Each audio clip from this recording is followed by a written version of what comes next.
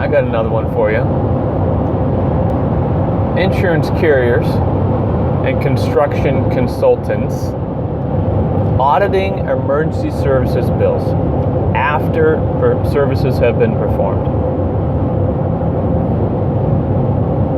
Let's be clear on what you are doing. You are an emergency services contractor.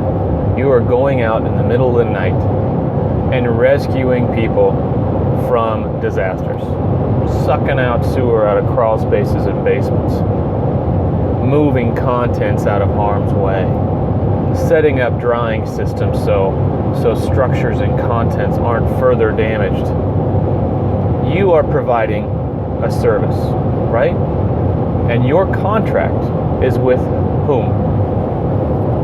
Who you're providing the service to, right? And unless you are part of a preferred vendor program, and there's a lot of y'all that are, so right now I'm not talking to you because you've signed up for the program. You know the rules. You're accepting the audits. You're accepting these sometimes ridiculous guidelines that serve no other purpose other than to reduce severity of losses. Reducing severity, that's another word for costing the insurance company less money. That's the only reason any TPA is in place, is to reduce severity and somehow streamline the claims process so hopefully they can close claims faster. On a side note, I think there's so much energy, there's been so much research and energy and time and effort and money put into trying to reduce the severity and streamline the claims process that we've actually made it more expensive, more time consuming, more of a hassle for everyone involved, including the contractors and owners and insureds, that if we brought some reality back to it, some humanity back to it, we could do away with all these TPAs and their claims departments, because we wouldn't have to spend all this time and energy and money treating each other like we're all out to get each other, like we're all ripping each other off. All right, side note aside, you've gone out and performed services. You've dried a house over 3 or 4 days.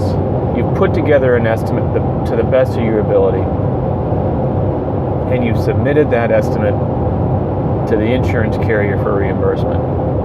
Mistake number one: you don't submit your estimate to the insurance carrier.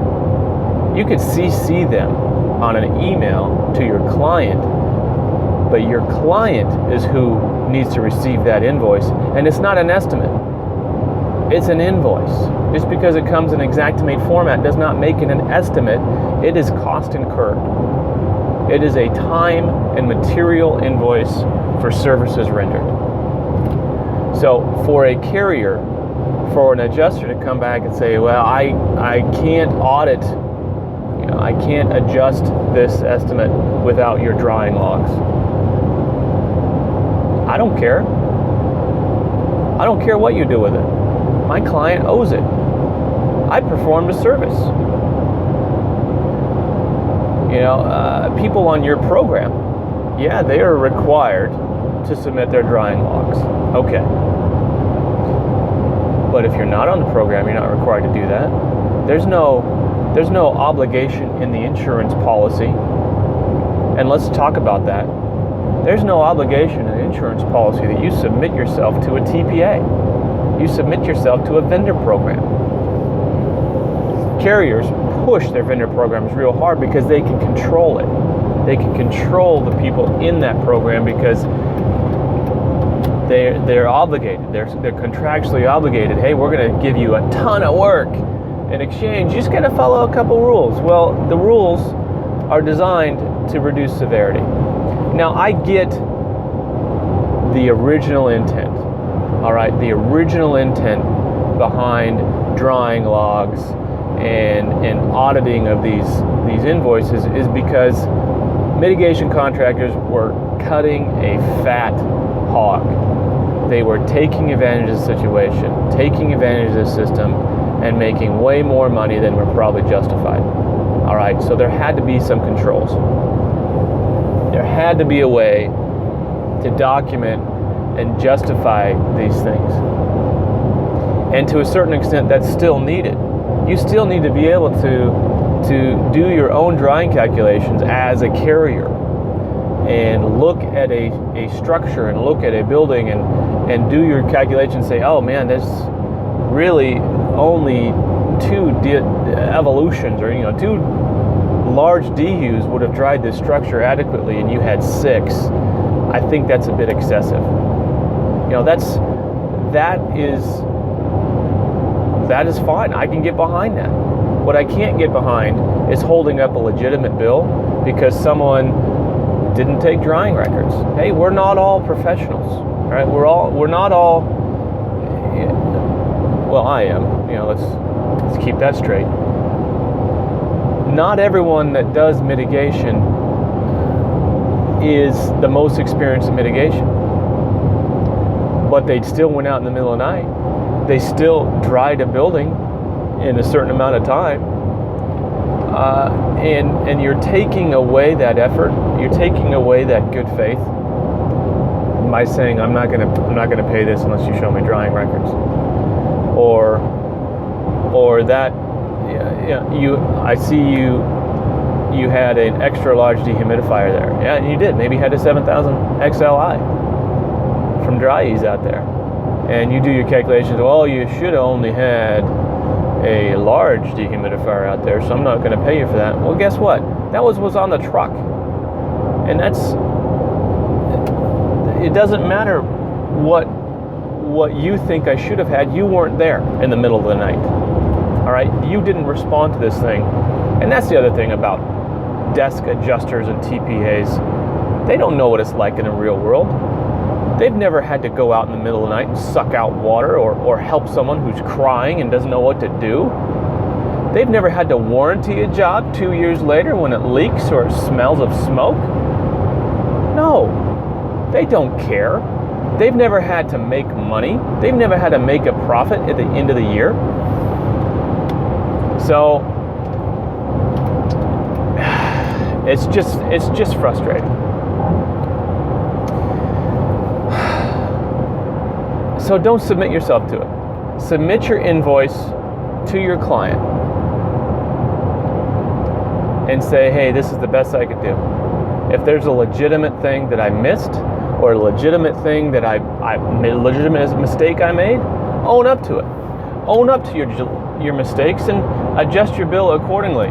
But not taking readings is not a mistake. All right? Putting in the only dehumidifier you had on the truck onto a job in order to dry it is not a mistake. A lot of folks get squirrely. They're afraid they're gonna piss off the adjuster.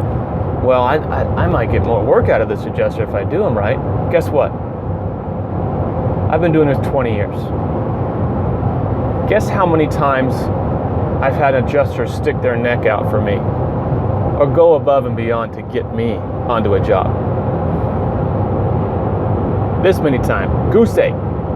0 times. All right? Goodwill, the next referral. Adjusters don't refer anymore. Well, large loss adjusters maybe. But for the most part, they stick in the program. If you're on the program, yeah, they'll refer you, but they're not referring you. They're just avoiding getting in trouble themselves for referring somebody outside of the program. They're not allowed to refer anyone else. Of course they're going to refer you if you're on the program, because you play by the rules. And you're willing to take a loss on a job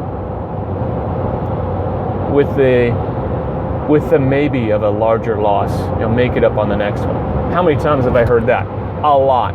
Oh, I'll make it up to you on the next one. How many times have they actually made it up to me on the next one? This many times.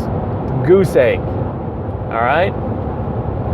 So don't stand for it. Don't submit yourself to their rules, because that means you're playing their game and they're in charge. Guess what? You're a professional. You do good work. You play by your rules. And your rules will set between you and your client. And your client signed a contract. Your contract should have a schedule of fees on it. And if you want to match that schedule of fees close to Xactimate rates, that's your prerogative. But it doesn't have to be connected at all. You don't even have to submit your estimate in Xactimate. You could put it on a napkin. I don't recommend it, but you could. So don't play the game. Don't get in the argument. You can't argue with stupid, all right? You can't fix it. You can't argue with it. Don't even mess with it. Do good service.